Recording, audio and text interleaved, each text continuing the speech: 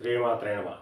47 అదృష్ట సంఖ్య కలిగినటువంటి వారి యొక్క జీవిత విశేషాల గురించి మనం తెలుసుకుందాం.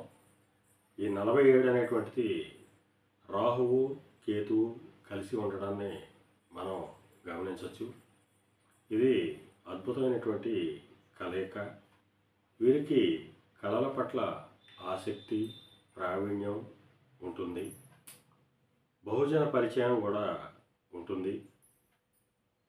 అలాగే కొన్ని విమర్శలకి గురయ్యేటువంటి అవకాశం కూడా ఉంటుంది.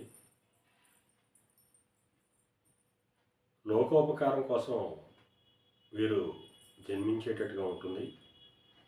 అంటే గొప్ప కళాకారులుగా, అలాగే గొప్ప రాజకీయ నాయకులుగా వీళ్ళు అభివృద్ధి చెందవచ్చు.